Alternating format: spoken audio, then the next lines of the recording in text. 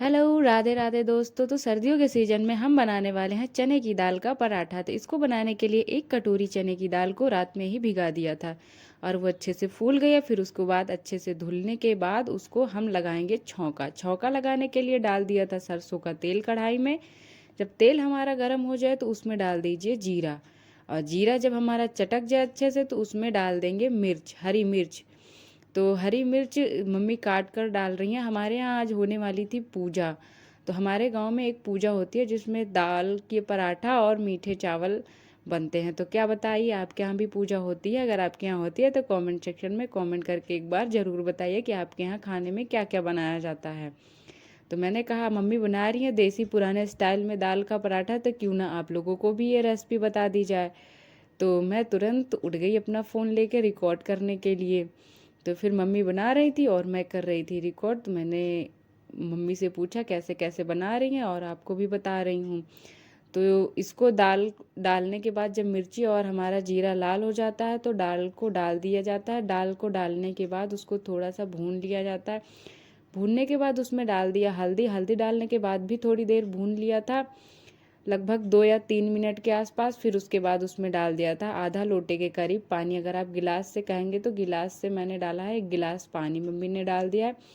फिर उसके बाद इसको ढक देंगे ताकि हमारी दाल जो है अच्छे से पक जाए।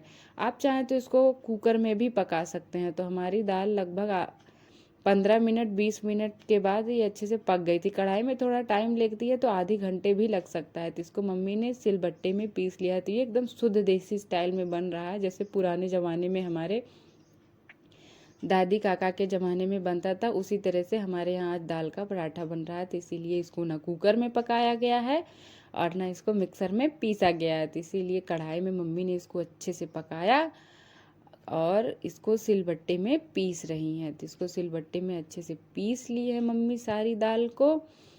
फिर उसके बाद हम बनाएंगे इसके पराठे, जो कि खाने में बहुत ही ज़्यादा टेस्टी लगते हैं। तो आप भी एक बार इसको बनाकर ज़रूर देखें। और बहुत ज़्यादा सामान का इसमें इस्तेमाल नहीं होता है।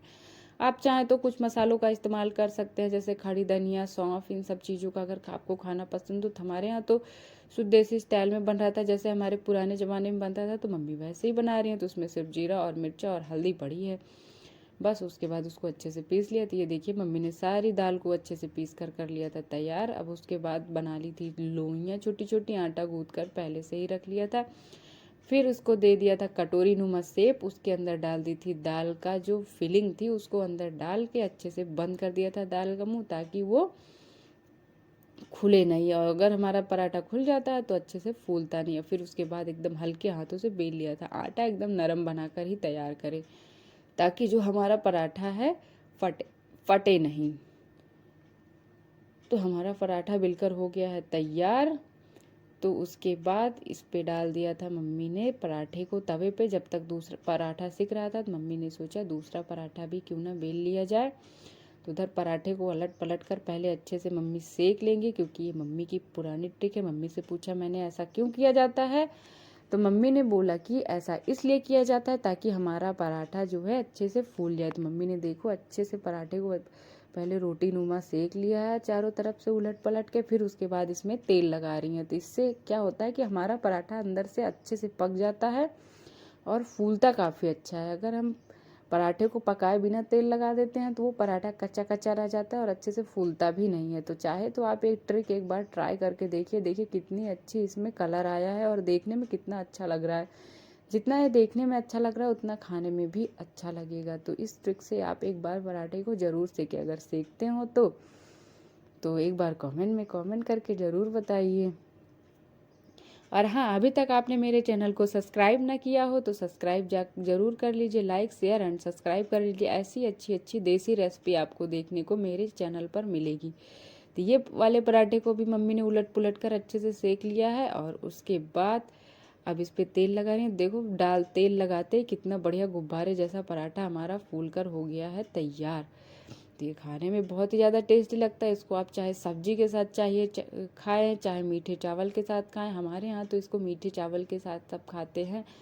और हाँ, मीठे चावल को आप चाहे दही के साथ खाएं, चाहे जिसके साथ खाएं। अगर हाँ आप लोग बोलेंगे मीठे चावल की रेसिपी लाने के लिए तो मैं लेके आप लोगों के लिए ज़रूर आऊँगी। तो हमारा पराठा जो है बनकर हो गया है तैयार। तो चलिए फिर करते हैं इसकी प्लेटिंग।